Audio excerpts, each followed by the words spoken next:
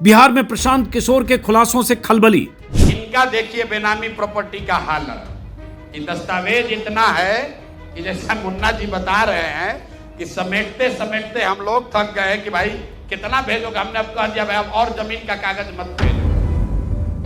Deputy CM सम्राट चौधरी पर प्रशांत किशोर का खुलासा। सम्राट चौधरी को सीधी बात हम ये पूछ रहे हैं कि भाई आपने मैट्रिक का एग्जाम कब पास किया। नीतीश के लाडले मंत्री अशोक चौधरी पर प्रशांत किशोर का खुलासा। भ्रष्टतम नेता सर्वदलीय अशोक चौधरी माननीय मुख्यमंत्री नीतीश कुमार के दाहिने हाथ, इनका हालत देखिए। ये तो आदमी पूरे बिहार में रिकॉर्ड बना दिया भ्रष्टाचार का। बीजेपी नेताओं पर प्रशांत का खुलासा। छोट भैया नेता है पेट्रोल चोर संजय जायसवाल, और इनको अंतिम बार कह रहे हैं, आज इतने पर इनको छोड़ रहे हैं। पेट्रोल चोर हो, तुम्हारी औकात इतनी है, इतने पर रहो। अब तो नाम सुनकर भागने लगे हैं नेता। प्रशांत किशोर पर सर एक सवाल महत्वपूर्ण, नए प्लेयर्स हैं। चलिए बहुत बहुत शुक्रिया सर, बहुत बहुत शुक्रिया। बहुत बहुत समय धन्यवाद। एक बार तालियां बजाइए तारकिशोर प्रसाद के लिए। समय सर समाप्त एक है। सेकंड सर, एक सेकंड सर थोड़ा उठने लगी इस्तीफों की मांग। को सामने आना चाहिए और उसका जवाब देना चाहिए, अगर उनके पास जवाब है तो। अगर जवाब नहीं है तो इस्तीफा दे देना चाहिए। प्रशांत किशोर के खुलासों में अब किसकी बारी?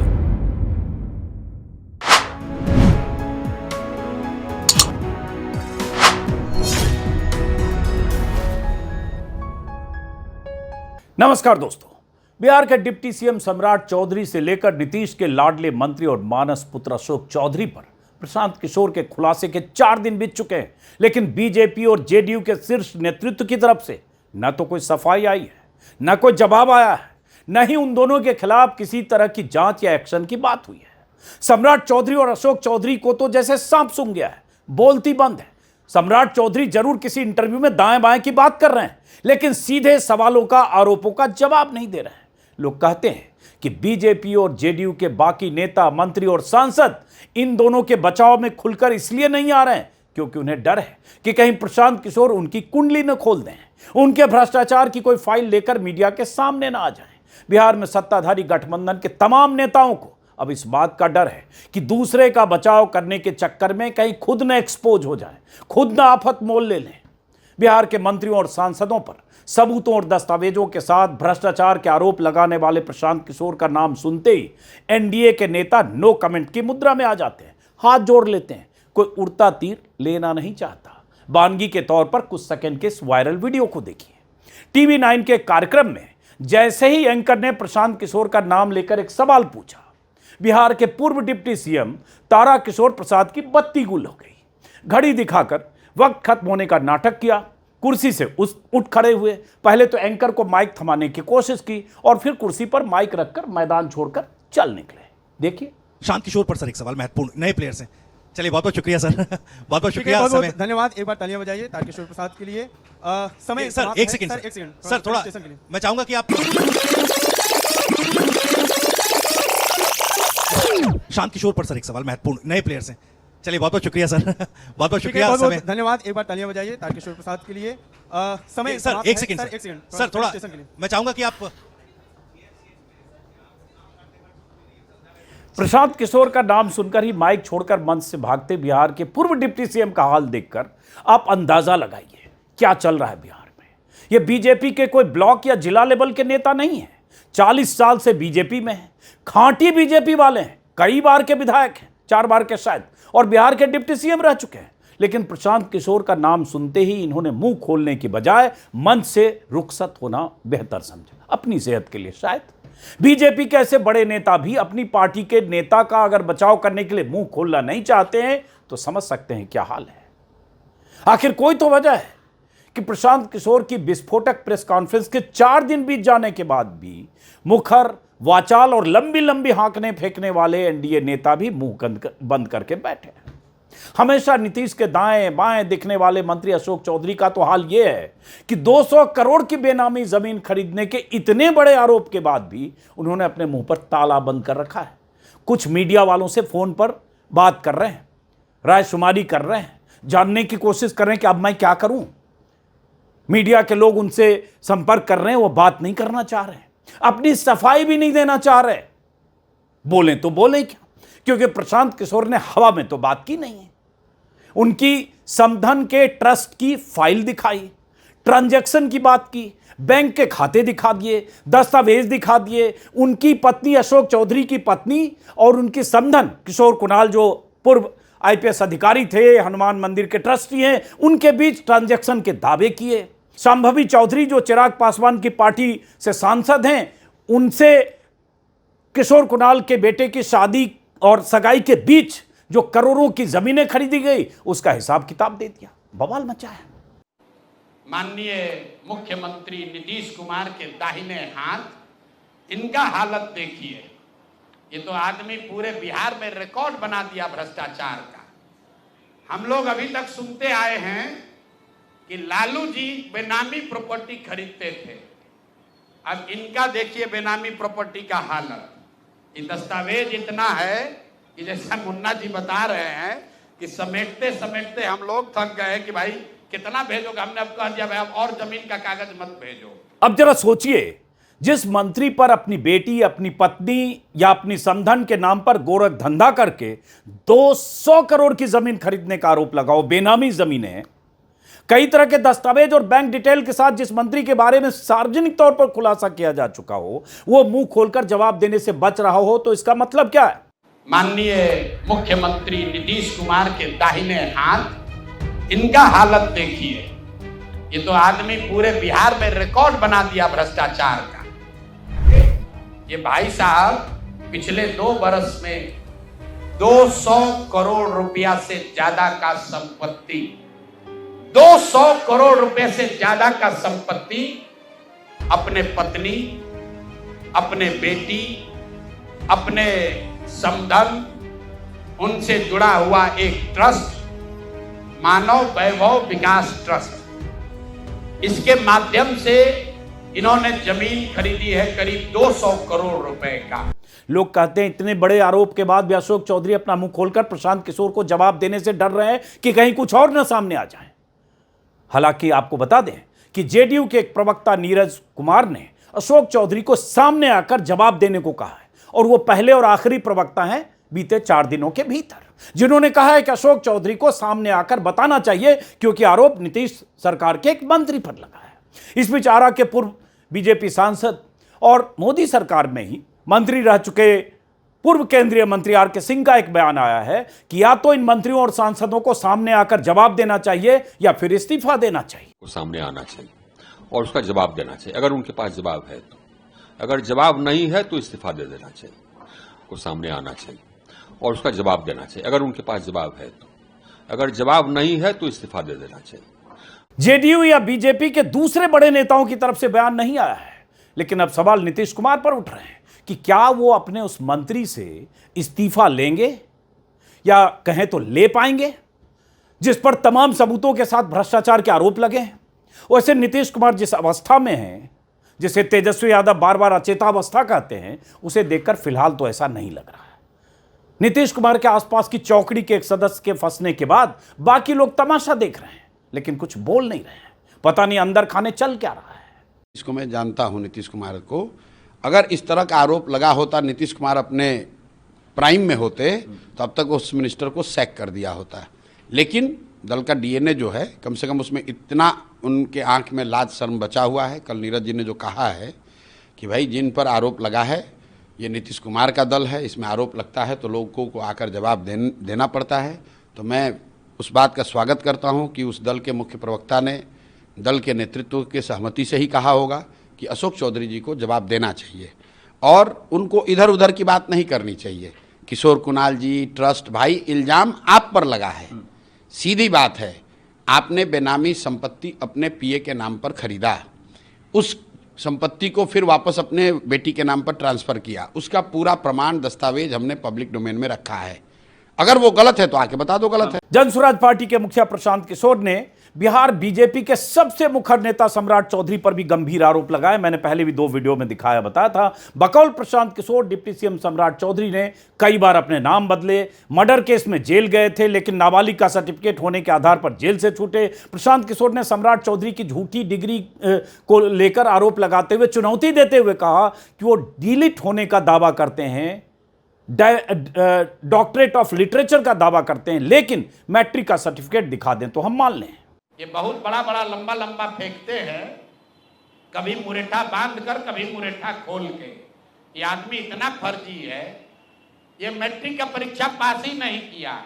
तो बिहार की जनता को ये जानकारी होनी चाहिए कि ये मैट्रिक भी पास नहीं किया है आदमी, और दावा कर रहा है कि हम डिलीट का डॉक्टरेट ऑफ लिटरेचर किए हैं यूनिवर्सिटी ऑफ कैलिफोर्निया से। आप बताइए कि बिहार में कोई अगर क्लर्क, कोई सिपाही, कोई अफसर अगर गलत डिग्री के साथ पकड़ लिया जाए, नौकरी तो जाएगी ही जाएगी, जेल भी जाएगा।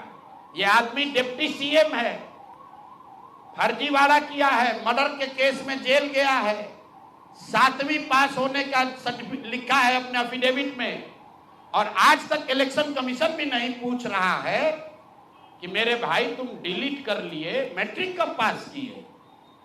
क्या बिना मैट्रिक पास किए डिलीट कर लिए?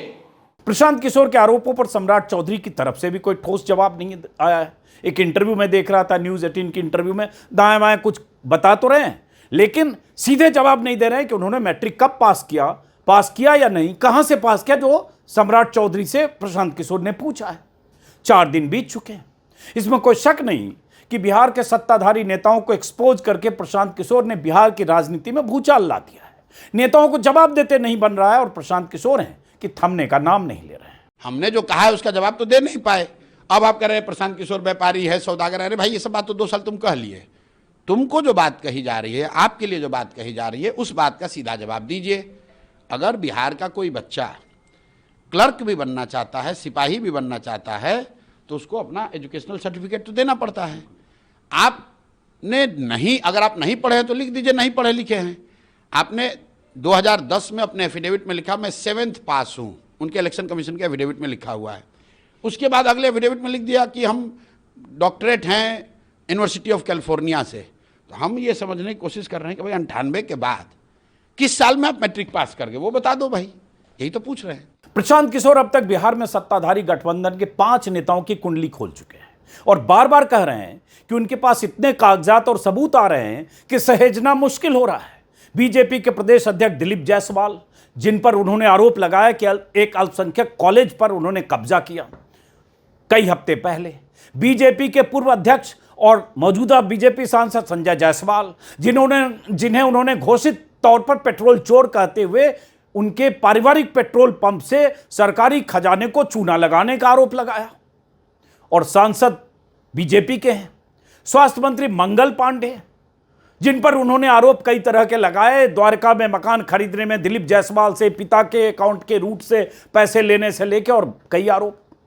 उप मुख्यमंत्री सम्राट चौधरी और ग्रामीण विकास मंत्री अशोक चौधरी की कुंडली तो खोल ही चुके हैं। हालत यह है कि प्रशांत किशोर के बारे में इतना उनके आरोप और इतना उनके बयानों के बाद भी बीजेपी और जेडीयू नेता इस डर से नहीं बोल रहे हैं कि कहीं उनका नंबर ना आ जाए। ये तो हाल है बिहार के एनडीए नेताओं का। और सबसे ऊपर शीर्ष पर जो 2 महापुरुष बैठे हैं, मोदी जी और शाह जी, उनकी तरफ से भी सन्नाटा है। अब बिहार में दौरे शुरू होने वाले हैं, प्रधानमंत्री मोदी के भी और अमित शाह के भी। प्रधानमंत्री मोदी का वो बयान आपको याद होगा पहले टर्म में, जब पहली बार 2014 में देश के प्रधानमंत्री बने थे, न खाऊंगा न खाने दूंगा। न खाता हूं न खाने दूंगा। नीतीश कुमार भी खुद को सुशासन बाबू कहते हैं, क्लीन इमेज का लबादा ओढ़ते हैं, लेकिन न खाऊंगा न खाने दूंगा का दावा करने वाले प्रधानमंत्री मोदी की सरकार में, सत्ता में 11 साढ़े 11 सालों में किस तरह से विपक्ष के नेताओं के खिलाफ एजेंसियां लगी, किस तरह से विपक्ष के नेताओं के घरों पर, दफ्तरों पर या उनके ठिकानों पर छापे पड़े, किस तरह से विपक्ष के नेताओं के पीछे ईडी, सीबीआई, इनकम टैक्स जैसी एजेंसियों ने ऐसी कार्रवाई की जो अदालतों में टिक नहीं पाई। लेकिन यहां सत्ताधारी दल, डबल इंजन की सरकार के डिप्टी सीएम उन पर हालांकि फर्जी सर्टिफिकेट के आरोप लगे हैं या मैट्रिक पास होने को लेकर सवाल है, लेकिन फिर भी कि क्या अगर वो सर्टिफिकेट या हलफनामा फर्जी है तो कार्रवाई उनके खिलाफ हो सकती है, जो प्रशांत किशोर कह रहे हैं, या वो जवाब दें कि उन्होंने कहां से मैट्रिक पास किया। अशोक चौधरी जिन पर 200 करोड़ की बेनामी संपत्ति का आरोप है, और सांसद और बीजेपी के 2 सांसदों के बारे में तो बयान है, सामने आना चाहिए और उसका जवाब देना चाहिए अगर उनके पास जवाब है तो। अगर जवाब नहीं है तो इस्तीफा दे देना चाहिए। अब जैसे प्रशांत किशोर ने आरोप लगाया दिलीप जायसवाल पर कि हाँ साहब सो हत्या में इन्वॉल्व थे, ये आरोप लगाया कि उन्होंने कोई मेडिकल कॉलेज पर ये कब्जा कर लिया अवैध रूप से, माइनॉरिटी मेडिकल कॉलेज, उसका उत्तर देना चाहिए अगर उनके पास उत्तर है तो। और नहीं तो बता दे कि हमारे पास उत्तर नहीं, आइए उत्तर है तो मानहानि का केस कर देना चाहिए। इसी तरह से सम्राट चौधरी ये बार बार कहता है कि उप मुख्यमंत्री है, 7वीं फेल है। भाई मैट्रिक का डिग्री दिखा देना चाहिए, ग्रेजुएशन का डिग्री दिखा देना चाहिए। ये साहब ये सरकार की क्रेडिबिलिटी पर, पार्टी की क्रेडिबिलिटी पर सवाल पैदा करता है, सामने आना चाहिए। तो जैसे कि मैं उनसे वाकिफ, मैं उससे सहमत हूं, जो जेडी के जो प्रवक्ता थे, मैं उनसे बिल्कुल सहमत हूं कि सामने आके कहना चाहिए। जैसे अशोक चौधरी के बारे में उन्होंने कहा कि 200 करोड़ कहां से है, वैसे ही तो आप चाहते हैं कि जिन जिन पे आरोप लग रहे हैं उन सबको आकर के अपना बात क्लियर करना चाहिए, और अगर आरोप सही है तो आप छोड़कर चले जाइए। आप पार्टी के छवि को काहे धूमिल कर रहे हैं। और इन जिन पे आरोप लगे हैं, आपको लग रहा है कि इन सब की वजह से आने वाले चुनाव में हो सकता है? बिल्कुल साहब, अब इसके कारण क्या हो रहा है कि ये पार्टी का जो ग्राफ है वो नीचे गिर रहा है ना, देख रहा है कि कैसे कैसे लोग हैं। तो जब आप कहते हैं न खाऊंगा न खाने दूंगा, और कोई ऐसा मंत्री हो जिस पे खाने खिलाने के आरोप हों, और ऐसे भी 11 साल से बार बार हम सब लोग कहते रहे कि चूंकि मशीनरी पूरी बीजेपी की है, सत्ता बीजेपी की, एजेंसियां बीजेपी की, ईडी, सीबीआई, इनकम टैक्स, सारी एजेंसियां बीजेपी सरकार की, राज्य में जहां सरकार है, केंद्र में सरकार है, तो फिर कार्रवाई कौन करेगा? और अगर यह आरोप इस तरह से दस्तावेजों के साथ किसी विपक्ष शासित सरकार में, वहां अगर दस्तावेजों के साथ कोई प्रेस कॉन्फ्रेंस करके ऐसे आरोप लगाता जो लगा अशोक चौधरी पर, तो क्या हो रहा होता?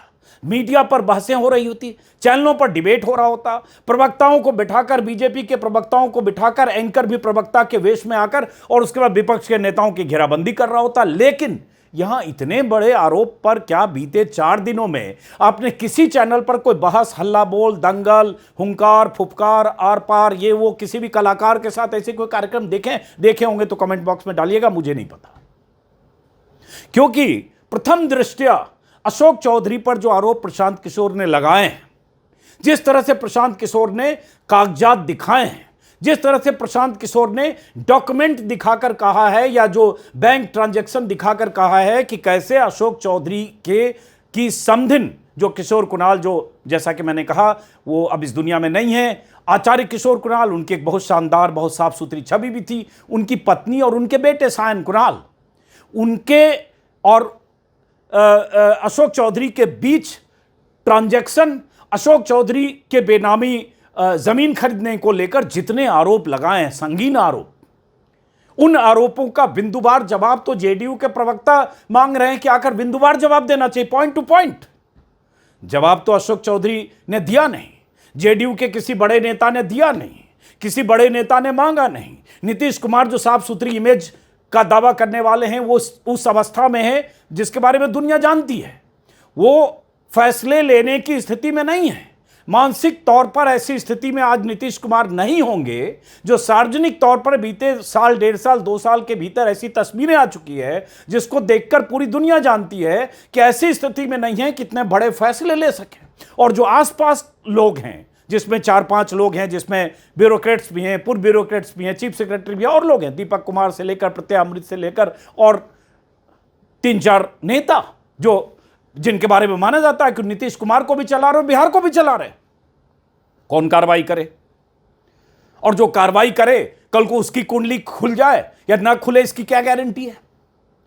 अशोक चौधरी दूसरे की पोल खोलने ना लगे, इसकी क्या गारंटी है? बहुत सारे सवाल हैं बिहार में, और वो सवाल तैर रहे हैं।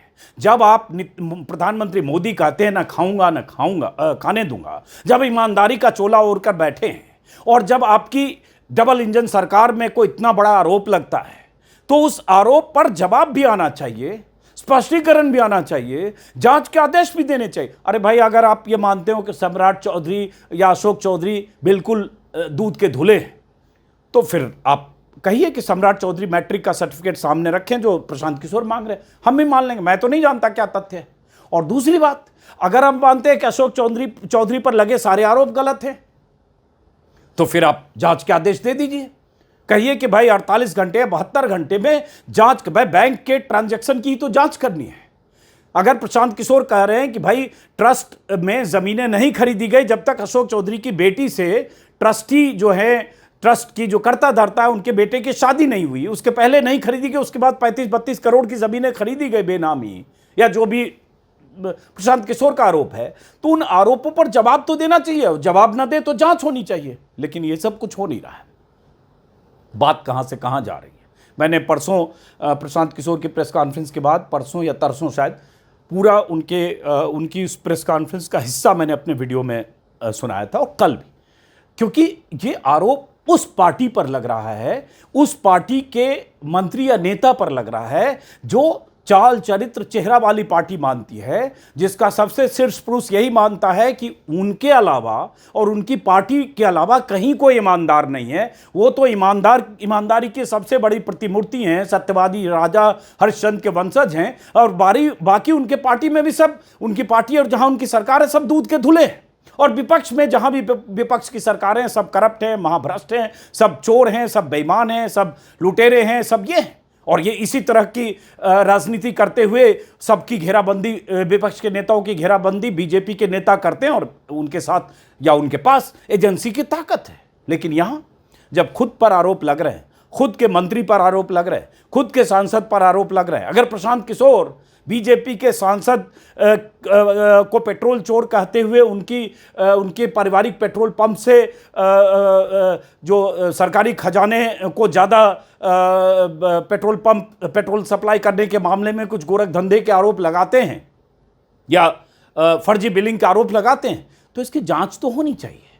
लेकिन अब तक ऐसा कोई संदेश सत्ताधारी दल की तरफ से नहीं है।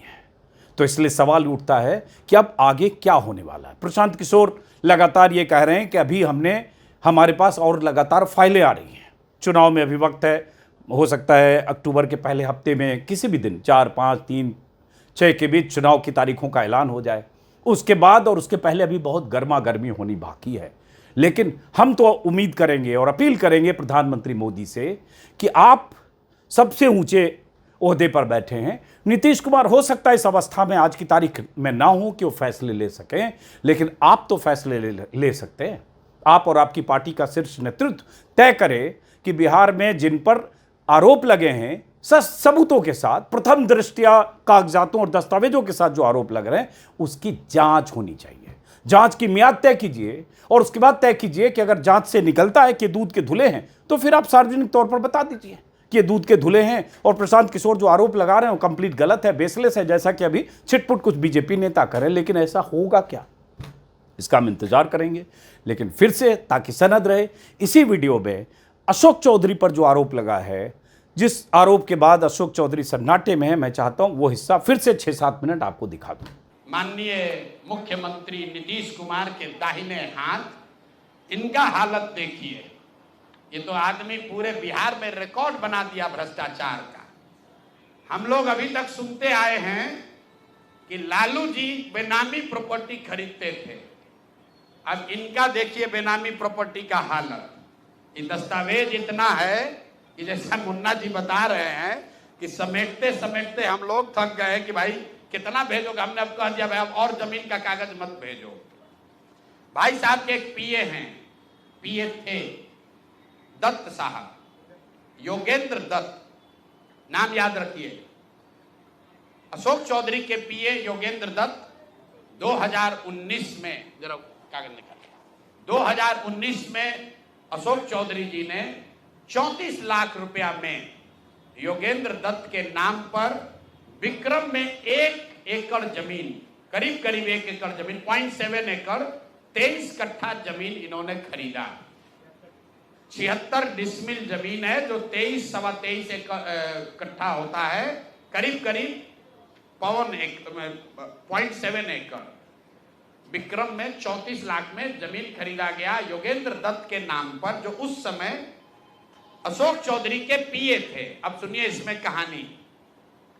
2 बरस के बाद दत्त साहब ने वो जमीन ट्रांसफर रजिस्ट्री कर दिया अशोक चौधरी के बेटी और अभी के सांसद सांबवी चौधरी के नाम पर 34 लाख रुपया में। इसका डीड है, ये डीड आपको जारी करेंगे, आप देख लीजिएगा। अब इसमें नई बात, अच्छी बात क्या है, नई बात क्या है? 34 लाख रुपया में जो दत्त साहब ने जमीन खरीदी थी और यहां रजिस्ट्रार ऑफिस में लिखा गया 34 लाख रुपए में दत्त बेच रहे हैं जमीन सांबवी चौधरी को, और एक दत्त साहब को पैसा कितना गया बैंक से? 10 लाख रुपया। वो बैंक का अकाउंट डिटेल है, जरा दीजिए, तारीख आपको बता देते हैं कि 2 साल के बाद जो जमीन अशोक चौधरी ने अपने पीए के नाम पर खरीदी थी, वही जमीन वापस 2 बरस के बाद अपने बेटी के नाम पर लिखवा लिया, और 34 लाख के रुपए के जमीन के एवज में अशोक चौधरी ने दत्त साहब को 10 लाख रुपया बैंक से भेजा। यहां तक भी बात ठीक है भाई, ये कह सकते हैं कि हम बाद में पैसा दिए होंगे। इसी बीच इनकी बेटी चुनाव लड़ने चली गई, तो इनकम टैक्स ने इनको नोटिस किया कि भाई आपकी जो प्रॉपर्टी है वो 34 लाख की है और बैंक में आप सिर्फ 10 लाख रुपया दिखा रहे हैं, बाकी का पैसा कहां है? तो 10 लाख जमीन इनकी रजिस्ट्री हुई है। उसके एक दिन बाद, तारीख नोट कर लीजिए, 20 फरवरी 2021 को 10 लाख रुपया इन्होंने अपने पीए के अकाउंट में डाला है। अकाउंट यहां पर डिटेल आपको दे देंगे, और 34 लाख रुपए का जमीन वापस इनसे ले लिया।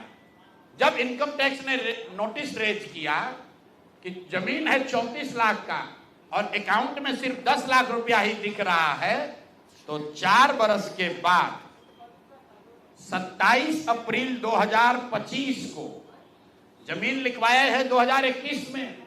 इनका क्रेडिबिलिटी देखिए, जमीन रजिस्ट्रार ने लिख दिया, आप हम जाते हैं उनको खड़ा करके पूछता है भैया कहाँ है रुपया, कहाँ दिए?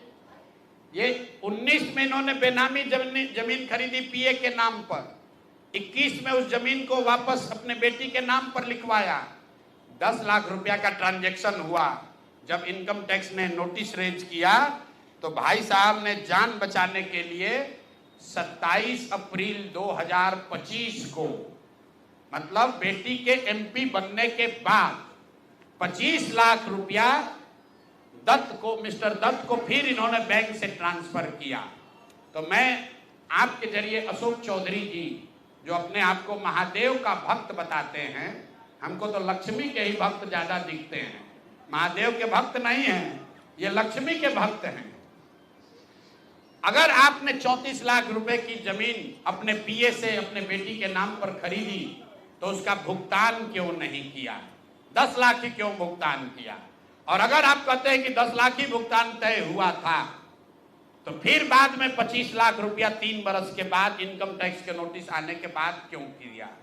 अब आपको हम एक छोटा सा केस बता रहे हैं, इसका वैल्यू 34 लाख है, लेकिन आपको ये इसलिए बता रहे हैं कि इनका मोडस ऑपरेंडी क्या है, क्योंकि उसके बाद अब जो आपको बताएंगे, ये भाई साहब पिछले 2 बरस में 200 करोड़ रुपया से ज्यादा का संपत्ति, 200 करोड़ रुपए से ज्यादा का संपत्ति अपने पत्नी, अपने बेटी, अपने समधन, उनसे जुड़ा हुआ एक ट्रस्ट, मानव वैभव विकास ट्रस्ट, इसके माध्यम से इन्होंने जमीन खरीदी है करीब 200 करोड़ रुपए का, और सारा डीड एक जिस दिन का ट्रांजैक्शन है वो सारा डीड आपको यहां पर, आप चाहे तो उसका फोटोकॉपी ले सकते हैं।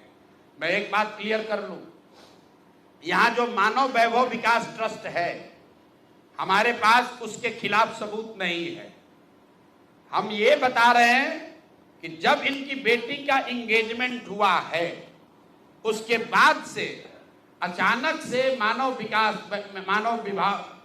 विकास वैभव ट्रस्ट जो है जो कुणाल साहब के परिवार से जुड़ा हुआ ट्रस्ट है और उसमें यहाँ के बड़े कुछ पदाधिकारी भी हैं। जियालाल आर्य बहुत ईमानदार व्यक्ति हैं, वो भी ट्रस्टी हैं।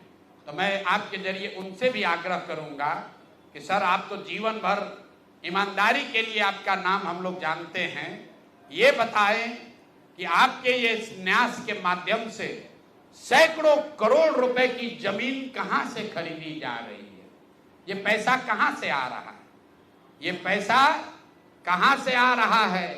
क्योंकि इस ट्रस्ट के ट्रस्टी जो कुणाल साहब की पत्नी हैं, उनके बेटे हैं, इनमें और अशोक चौधरी के पत्नी के बीच में डेली का बैंकिंग ट्रांजैक्शन का रिकॉर्ड हम लोग के पास है। तो मैं अभी सिर्फ इतना ही आपको बता रहा हूं कि पिछले 2 वर्षों में जब अशोक चौधरी की बेटी की सगाई हो गई, तो सगाई से शादी के बीच में 38 करोड़ रुपए की जमीन पटना में खरीदी गई है। टोटल 38 करोड़ 44 लाख 40 हजार इतने रुपए का तो चेक से पेमेंट हुआ है। चेक से पेमेंट हुआ है 38 करोड़ 44 लाख 40 हजार। 12/5/2022 को पहली जमीन ली गई 23 करोड़ 40 लाख 30 हजार में। 12/5/2022 को एक दूसरी जमीन ली गई जिसकी कीमत है 8 करोड़ 89 लाख 70 हजार। 8 दिन के बाद 20 मई 2022 को फिर एक तीसरी जमीन ली गई जिसका वैल्यू है 3 करोड़ 44 लाख 41 हजार। फिर 2 महीने के बाद 14 अप्रैल 2022 को जमीन खरीदी गई 7 करोड़ 20 लाख का। फिर 4 दिन के बाद 18 जुलाई 2022 को जमीन खरीदा गया 15 करोड़ 50 लाख का। और ये सारी जमीन इंगेजमेंट और शादी के बीच के डेट है, उतना ही आपको बता रहे। और ये सारी जमीन का मालिकाना हक अशोक चौधरी के पत्नी या सायन कुणाल, उनकी माताजी अनीता कुणाल या उनसे जुड़ा हुआ जो ट्रस्ट है उसके नाम पर है। तो भाई, जिस ट्रस्ट में 1 करोड़ की जमीन भी नहीं खरीदी जा रही थी, जैसे ही इनका बेटी से एंगेजमेंट हुआ उस ट्रस्ट से सैकड़ों करोड़ रुपए की जमीन खरीदी जा रही है। तो ये पब्लिक इंटरेस्ट में है कि ट्रस्ट से जुड़े हुए लोग ये आपको बताएं कि आखिर इतना पैसा उस ट्रस्ट में न्यास में आ कहां से रहा है। और अशोक चौधरी जी या उनकी पत्नी जो उस न्यास में मेंबर नहीं हैं, उनसे इनका सीधा क्या संबंध है। हम लोग के पास जो पेपर है उसके मुताबिक करीब करीब 200 करोड़ रुपए की जमीन खरीदी गई है इनके द्वारा, अशोक चौधरी और इनके परिवार के द्वारा। और ट्रस्ट में जियालाल आर्या के साथ साथ एक महिला भी हैं जिसको लोग बता रहे हैं कि अभी के मुख्य सचिव प्रत्यय अमृत की माता जी हैं। तो अभी के मुख्य सचिव की माता जी शायद उस ट्रस्ट में है, मैं उसको कंफर्म नहीं कर रहा हूं, लेकिन मुझे ये जानकारी अभी आते आते किसी ने दिया है। तो इस ट्रस्ट के बारे में पता कर लीजिए। अशोक चौधरी को ये बताना चाहिए कि इस ट्रस्ट से उनका क्या लेना देना है, और अगर कुछ लेना देना नहीं है तो इस ट्रस्ट की ट्रेजरर जो अनीता जी हैं, कुणाल साहब की पत्नी, उनके अकाउंट से इनके पत्नी के अकाउंट में इतना पैसा कैसे आ रहा है, ये बात अशोक चौधरी जी को बताना चाहिए।